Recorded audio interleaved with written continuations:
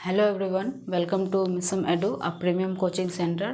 तो आज हम यहाँ पे ग्रामर डिस्कस करेंगे जो है वचन, यानी एक वचन बहुवचन।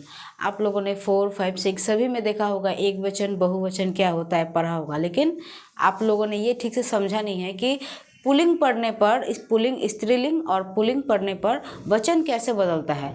हम तो जानते हैं कि एक वचन यानी कि अगर एक मेरे हाथ में एक पेन है तो ये एक वचन हो गया, और यह मेरे हाथ में बहुत सारे पेन हैं तो ये बहुवचन हो गया। यानी कि एक पेन है तो हम लोग इसको बोलेंगे कलम, और बहुत सारा हो गया तो बोलेंगे कलमें।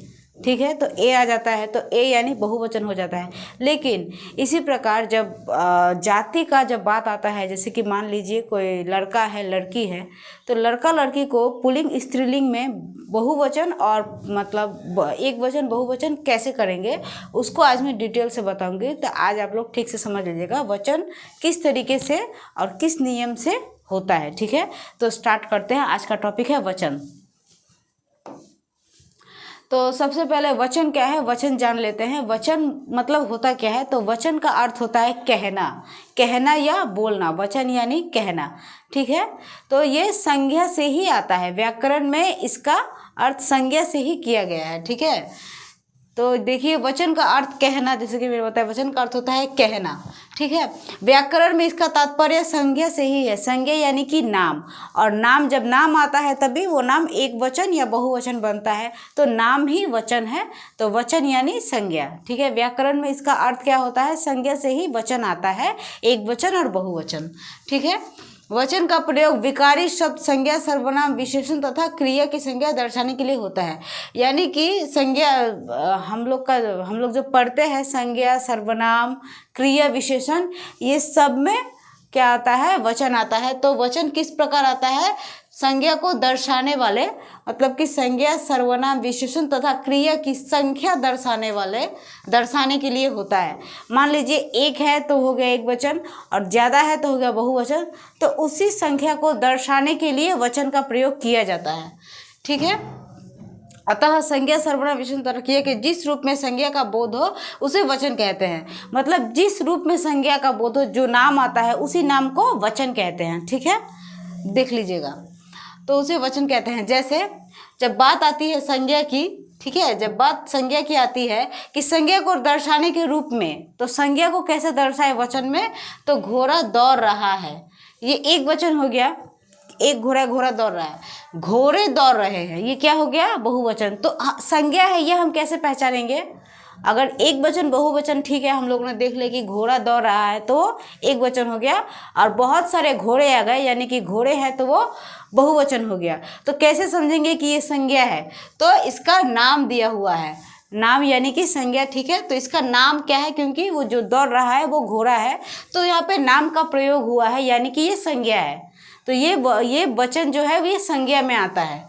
ठीक है, तो जब नाम दिया हुआ रहेगा और एक वचन बहुवचन जो भी लिखा रहेगा तो वो संज्ञा में आएगा। नाम रहेगा तो वो बहुवचन रहेगा, एक वचन बहुवचन, लेकिन वो संज्ञा को दर्शाएगा। ठीक है, तो हम कैसे पहचानेंगे, जहाँ पर नाम होगा वैसे हम लोग पहचान लेंगे कि हाँ ये संज्ञा है। ठीक है, तो संज्ञा को दर्शाने के रूप में घोड़ा दौड़ रहा है तो ये एक वचन हो गया, और घोड़े दौड़ रहे हैं तो ये बहुवचन हो गया। ठीक है, लेकिन नाम दिया होगा तो वह संज्ञा बन जाएगा, वो संज्ञा के रूप को दर्शाएगा। ठीक है, नाम यानी संज्ञा।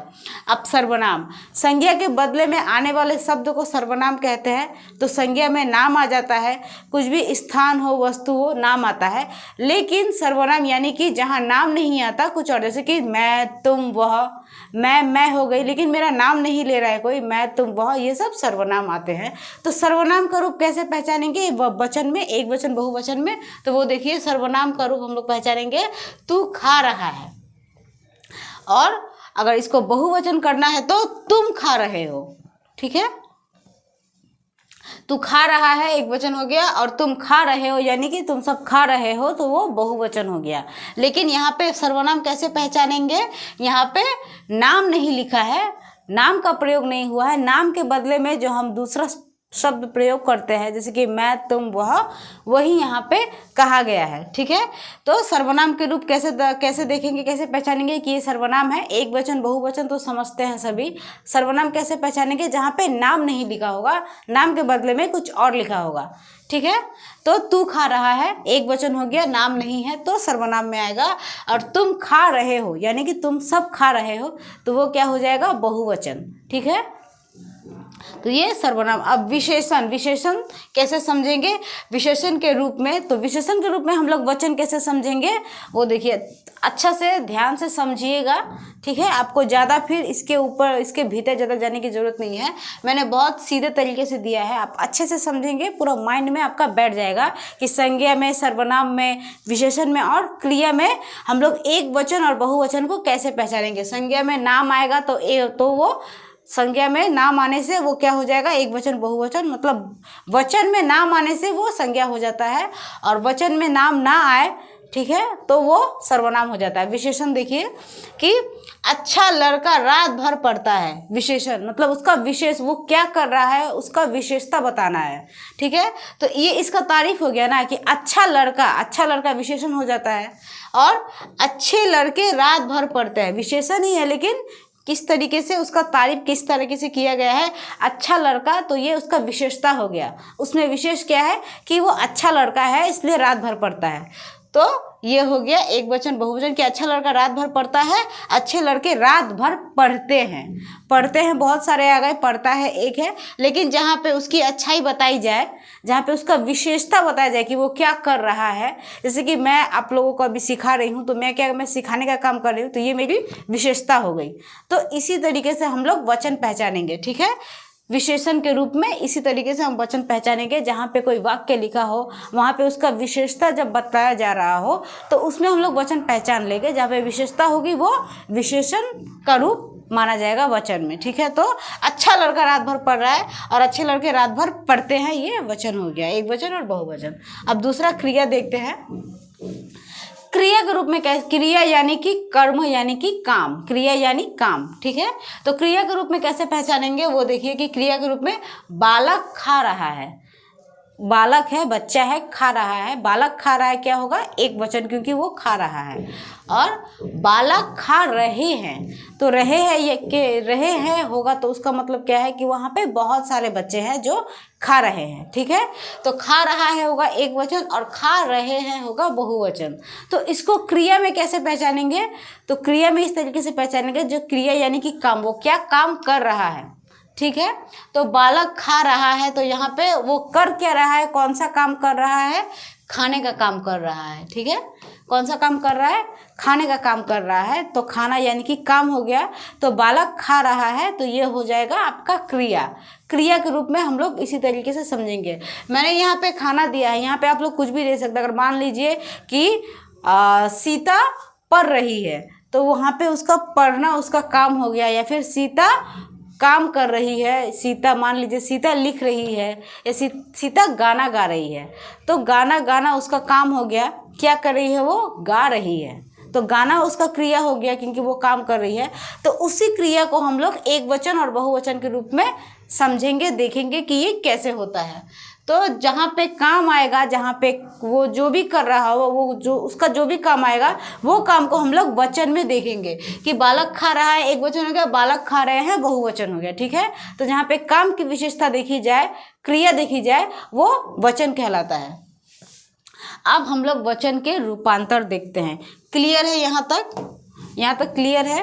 संज्ञा, सर्वनाम, विशेषण किस तरीके से पहचानेंगे, जहाँ पे नाम होगा वो संज्ञा होगा, सर्वनाम बस यही है कि संज्ञा के बदले में आने वाले जहाँ पे नाम ना होगा कुछ और होगा। ठीक है, यहाँ पे मैं, तो वो कुछ भी हो सकता है। और विशेषता उसका विशेषता यानी कि उसमें विशेष क्या वो कर रहा है उसको देखना है। ठीक है, क्रिया बहुत लोग कंफ्यूज हो जाते हैं क्रिया में और विशेषण में। कि क्योंकि क्रिया काम करना होता है, जैसे कि वो रात भर पढ़ रहा है तो रात भर क्या कर रहा है, वो पढ़ रहा है, तो वो उसका काम हो गया, तो वो आपका किस में आ जाएगा। अगर इसी लाइन में मैं अगर आपको ये बोलूं कि इसको क्रिया में बताइए, विशेषण छोड़िए, इसको क्रिया में बताइए, तो क्रिया में कैसे बताएंगे कि अच्छा लड़का रात भर पढ़, यहाँ पे अच्छा लड़का नहीं आएगा। अगर मैं आपको क्रिया बोलूंगी तो यहाँ पे क्या आएगा, रात भर पढ़ रहा है, वो रात भर क्या कर रहा है, पढ़ रहा है, कुछ काम कर रहा है, पढ़ रहा है, तो पढ़ना उसका क्रिया दिखाया जाएगा क्रिया के रूप में। और यहाँ पे विशेषण यानी कि वो अच्छा लड़का है, ये उसकी विशेषता है, तो विशेषण इस प्रकार से आएगा और क्रिया इस प्रकार से आएगा। क्लियर है यहाँ पर। अब वचन के रूपांतर देख लेते हैं कि ध्यान से देखिएगा, यहाँ ध्यान देने की बात यह कि वचन के कारण संज्ञा, सर्वनाम, विशेषण तथा क्रिया के रूप विकृत होते हैं, यानी कि दर्शाते हैं खुद को, जैसे कि आप लोगों ने देखा, ठीक है, दर्शाते हैं। किंतु सर्वनाम, विशेषण तथा क्रिया के रूप मूलतः संज्ञा पर आश्रित है, इसीलिए वचन में संज्ञा शब्दों का ही रूपांतर होता है। मतलब वचन यानी व्याकरण में संज्ञा के रूपांतर को ही वचन माना जाता है। वचन यानी कि संज्ञा, ठीक है। बस जहाँ पे काम दिखाना हो तो वो क्रिया हो जाता है, और जहाँ पे उसका कुछ विशेष दिखाना हो तो विशेषण बन जाता है, और जहाँ पे नाम ना होकर नाम के बदले कुछ और हो तो वो सर्वनाम हो जाता है। लेकिन यहाँ पे क्रिया को ही वचन यानी कि संज्ञा, तो संज्ञा यानी कि वचन, व्याकरण में संज्ञा को ही वचन कहा गया है, ठीक है। यहाँ तक क्लियर है। अब वचन कितने प्रकार के होते हैं हम ये देखते हैं। वचन यहाँ तक क्लियर है, ठीक है, आप लोग ठीक से देख लीजिएगा, मैंने अच्छे से यहाँ पे बता दिया है। अब हम लोग देखते हैं कि वचन के प्रकार, वचन कितने प्रकार के होते हैं। तो ज़्यादातर लोग बोलते हैं वचन, बेसिकली वचन 2 प्रकार के ही होते हैं, हमारे हिंदी में 2 प्रकार के होते हैं, लेकिन यहाँ पे कुछ लोग हैं संस्कृत में वो 3 प्रकार के मानते हैं, ठीक है। तो वचन कितने प्रकार के हैं, संस्कृत में वचन 3 प्रकार के होते हैं संस्कृत में, लेकिन हमारे हिंदी भाषा में क्या होता है, हमारे हिंदी में 2 प्रकार के होते हैं, इसलिए हम 2 मान के ही चलेंगे। तो संस्कृत में 3 प्रकार के होते हैं, हमारे हिंदी में 2 प्रकार के होते हैं, यथा एक वचन तथा बहुवचन। हम हिंदी में पढ़ते क्या है, यही 2 पढ़ते हैं, हम ये दिव्य वचन नहीं पढ़ते, दिव्य वचन नहीं पढ़ते, तो ये संस्कृत में आ जाता है, ये हमारे हिंदी में नहीं आता। तो हमारे हिंदी में 2 ही वचन होते हैं। पूछा जाए कि वचन कितने प्रकार के होते हैं तो आप 3 मत लिख दीजिएगा, वचन हिंदी में हमारे 2 प्रकार के होते हैं, तो आप 2 प्रकार ही लिखना। संस्कृत में पूछते हैं, संस्कृत में 3 होते हैं, लेकिन हमारे हिंदी में 2 ही होते हैं। तो वचन कितने प्रकार के होंगे, 2 प्रकार के होंगे। क्या क्या, एक वचन और बहुवचन। अभी तक मैंने आपको ये बताया कि सर्वनाम में, संज्ञा में, सर्वनाम में, विशेषण और क्रिया में वचन किस प्रकार से उपयोग होता है, मतलब कैसे पहचानेंगे वचन को वाक्य में, ठीक है। अब वचन ही देखते हैं हम लोग, 2 प्रकार के, एक वचन और बहुवचन। ये भी आप लोग याद रखिएगा, संस्कृत में 3 प्रकार के होते हैं, लेकिन हिंदी में 2 प्रकार के ही होते हैं, तो इसको भी रखिएगा, लेकिन हर जगह पे नहीं। देख लीजिए, मैंने जैसे कि बताया कि हिंदी में हमारे 2 प्रकार के ही होते हैं। संस्कृत को याद रखिए, लेकिन हिंदी जब भी लिखना पड़े, आप हिंदी में पढ़े, आपको हिंदी लिखना पड़े, आपको 2 प्रकार ही लिखना पड़ेगा। 2 प्रकार क्या, एक वचन और बहुवचन। दिव्य वचन हम लोग मान के नहीं चलते, हिंदी में मानकर नहीं चला जाता। तो एक वचन यानी कि सिंगुलर नंबर, और बहुवचन यानी कि पुलर नंबर, ठीक है। तो आपका जितना भी संज्ञा, सर्वनाम, विशेषण, क्रिया, ये सब में आपका क्लियर है कि कैसे पहचानना है हम लोगों को। वचन आप पहचान लेंगे, लेकिन उसमें सर्वनाम को किस तरीके से पहचानेंगे और ये आपका विशेषण, क्रिया कैसे पहचानेंगे, वो आप थोड़ा देख लीजिएगा, और मैंने समझाया है, वीडियो को थोड़ा ये करके देख लीजिएगा। और आप देखते हैं कि एक वचन होता क्या है, तो एक शब्द, ठीक है, शब्द के जिस रूप में एक को किसी भी चीज़ का, एक वस्तु, एक व्यक्ति या एक स्थान का बोध हो, उसे एक वचन कहते हैं। संज्ञा के जिस रूप में एक वस्तु या व्यक्ति का बोध हो, सॉरी स्थान नहीं, एक वस्तु या व्यक्ति का बोध हो, उसे एक वचन कहते हैं। कोई भी चीज़ एक होनी चाहिए, वो हो जाएगा एक वचन, और ज़्यादा होगी तो वो बन जाएगा बहुवचन, ठीक है। तो जैसे गाय, जैसे लड़का, गाय, नदी, ये सब तो ज़्यादातर सभी को पता होता है, बचपन से पढ़े होते हैं, लेकिन क्लियर किसी को नहीं होता कि संज्ञा सर्वनाम में हम लोग कैसे पहचानेंगे, ठीक है। तो एक वचन यानी कि गाय, लड़का, नदी, एक वस्तु या एक व्यक्ति का बोध हो, उसे एक वचन कहते हैं, जैसे कि लड़का, गाय, नदी। अब बहुवचन क्या होता है, शब्द के जिस रूप में एक से अधिक, ठीक है, एक से अधिक वस्तुओं या अनेक व्यक्तियों का बोध हो, वही कहा गया है कि अगर कोई भी चीज एक हो, वस्तु कुछ भी एक हो तो एक वचन होगा, और बहुत ज्यादा हो तो बहुवचन हो जाएगा। और इसमें व्यक्ति का भी वही आता है कि एक व्यक्ति है तो एक वचन हो जाएगा, और बहुत सारे व्यक्ति हैं तो वो क्या हो जाएगा, बहुवचन हो जाएगा। ठीक है, जैसे कि स्कूल में जाता है छात्र, तो छात्र सभी लोग बैठे होते हैं तो वहाँ पे क्या बोलेंगे, हम उसको बहुवचन बोलेंगे। ठीक है, और टीचर एक पढ़ाता है तो उसको क्या बोलेंगे, एक वचन। अगर वहाँ पे बहुत सारे टीचर्स हो तो वो बहुवचन बन जाता है। तो बहुवचन शब्द के जिस रूप से एक से अधिक वस्तुओं या अनेक व्यक्तियों का बोध हो उसे बहुवचन कहते हैं। जैसे यहाँ पे लड़का देखा, एक लड़के, गाय और नदियाँ। ठीक है, वचन के अधीन संज्ञा के रूप दो तरह से परिवर्तित होते हैं, विभक्ति रहित और विभक्ति सहित। ठीक है, तो ये मैं आपको समझाती हूँ, यहाँ तक आपका क्लियर हो गया। अब मैं ये देखती हूँ, वचन के अधीन संज्ञा के रूप दो तरह से परिवर्तित होते हैं, मतलब वचन किस तरीके से बदल जाते हैं वो अब मैं आपको बताती हूँ। तो सबसे पहले विभक्ति रहित। ठीक है, विभक्ति रहित यानी कि एक वचन हो जाता है, और विभक्ति सहित यानी सब लेकर आपका बहुवचन हो जाता है। ये हो जाता है आपका एक वचन। ठीक है, और ये आपका हो जाता है यहाँ पे बहुवचन।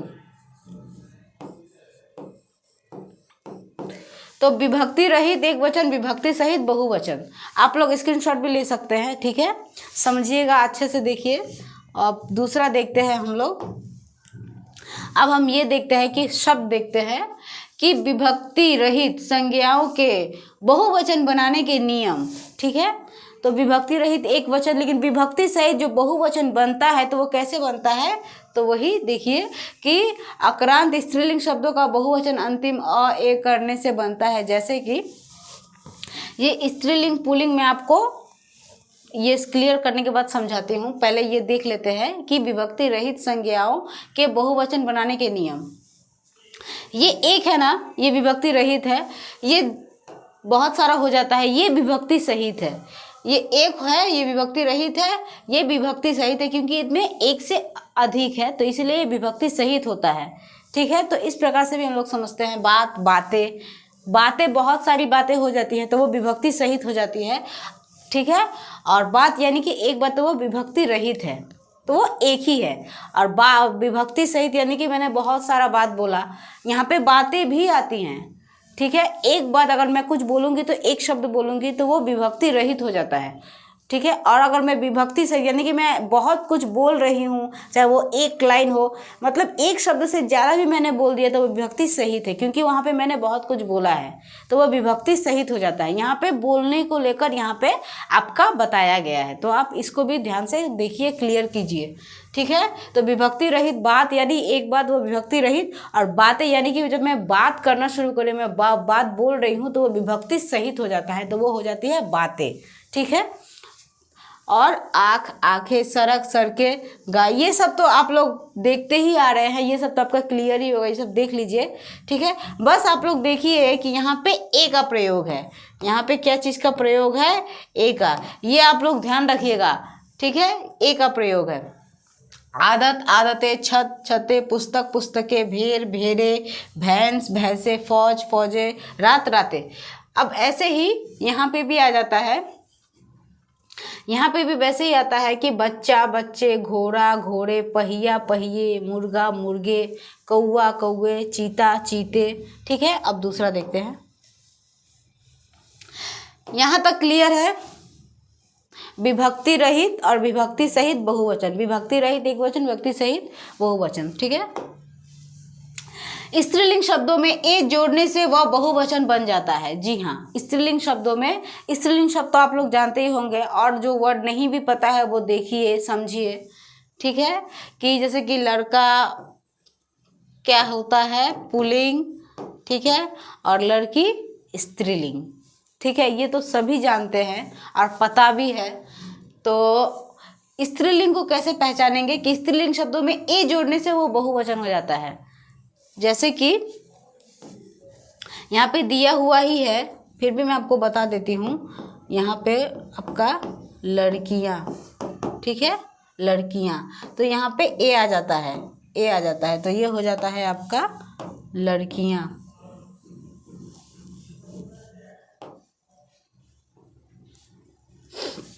तो अब हम लोग ये स्त्रीलिंग में एक वचन और बहुवचन देखते हैं। ठीक है, तो ये जो शाखा है ये सारा स्त्रीलिंग शब्द है। ठीक है, ये मैंने कलेक्ट करके दिया है। शाखा, पेड़ की टहनी जो होती है वो जो गई होती है उसको शाखा बोलते हैं। तो यहाँ पे ए आ जाता है, ए। तो ए यानी कि मतलब स्त्रीलिंग में ए लगने से वो कैसे बहुवचन बनता है ये बताया गया है। शाखा स्त्रीलिंग है तो उसमें ए लगने से शाखाएं बन जाती हैं, तो ये बहुवचन हो जाता है। कथा, कथाएं, कला, कलाएं। अध्यापिका, अध्यापिका को हम लोग स्त्रीलिंग में कैसे बदलेंगे? तो अध्यापिकाएं, ये ए आ जाता है। तो ए जोड़ देने से जहाँ पे स्त्रीलिंग वर्ड होगा, शब्द होगा, उस शब्द में ए जोड़ देंगे तो वो अपने आप ये बहुवचन बन जाएगा। स्त्रीलिंग शब्दों में ए जोड़ देने से वो बहुवचन बन जाता है। ठीक है, अब पुल्लिंग देख लेते हैं कि पुल्लिंग अंतराल ना होकर यदि अंत में, मान लीजिए पुल्लिंग में कुछ ऐसा भी शब्द आ जाता है जिसमें हम लोग ए नहीं जोड़ सकते, हम लोग ए नहीं जोड़ सकते, तो उसमें आएगा क्या? ठीक है, तो ए ना होकर ई उ यानी कि हर्षई दीर्घई हर्षौ दीर्घौ वाली संज्ञाएं आती हैं, तो ये नहीं बदलती, अतः इनके वचन की पहचान क्रिया से होती, मतलब काम से होता है। ठीक है, काम से। मान लीजिए कि मैं पढ़ाती हूँ, ठीक है, एक वचन हो गया। और टीचर्स पढ़ाते हैं, मतलब शिक्षकें पढ़ाती हैं, शिक्षकें बहुत सारी हो गई तो वो पढ़ाती हैं, तो वो बहुत सारी हो गई तो बहुवचन। जैसे कि यहाँ पे पुल्लिंग के लिए बताया गया है। ठीक है, तो अगर ये ना होकर अगर ये सब वर्ड आता हो तो इसको ये नहीं बदलती, सिर्फ इसकी क्रियाएं बदल जाती हैं, सिर्फ इसका जो काम है वो काम में ही आपको वह मतलब वचन बदलना होता है, सिर्फ काम में ही आपको वचन बदलना होता है। तो कैसे बदलेंगे? हाथी, हाथी आता है, हाथी आते हैं। ठीक है, हाथी क्या है? हथिनी भी होती है, लेकिन अगर हम लोग हाथी को लेते हैं कि ये क्या है? पुल्लिंग है, हाथी पुल्लिंग हो गया। तो हाथी को कैसे लिखेंगे? हाथी ये तो नहीं लिख सकते ना। हाथी आते हैं, हाथी आता है, तो वो आ रहा है, पुल्लिंग है, आ रहा है और एक आ रहा है। हाथी आते हैं कि क्या बहुत सारे आ रहे हैं, तो ये पुल्लिंग भी हो गया और आपका बहुवचन भी हो गया। तो इस प्रकार से होगा। ठीक है, साधु आया है, साधु आए हैं। ठीक है, रिच आया है, रिच आए, रिच आया, रिच आए। तो जहाँ पे ए आ जाता है ये सारा पुल्लिंग बन जाता है। तो यहाँ पे आपका वचन सारा कंप्लीट है। आप लोग स्क्रीनशॉट ले लीजिए, ऐसा बहुत सारा वर्ड होगा पुल्लिंग का, आप लोग देख लीजिएगा, ऐसा सारा वर्ड आता है। और जिसको कन्फ्यूजन है वो ठीक से देखिए, वीडियो क्लियर हो जाएगा। और कोई प्रॉब्लम होने से ग्रामर में या और भी कुछ चाहिए तो आप मुझे कमेंट कीजिएगा। और वीडियो पसंद आए तो लाइक, शेयर और सब्सक्राइब जरूर कीजिएगा। और ये जो वीडियो है ये बहुत इंपॉर्टेंट है, जिसका भी क्लियर नहीं है वो अच्छे से क्लियर कीजिए और अपने फ्रेंड सर्कल में, ग्रुप में शेयर कीजिए ज़्यादा से ज़्यादा, कि और बच्चों का भी क्लियर हो सके। Thank you.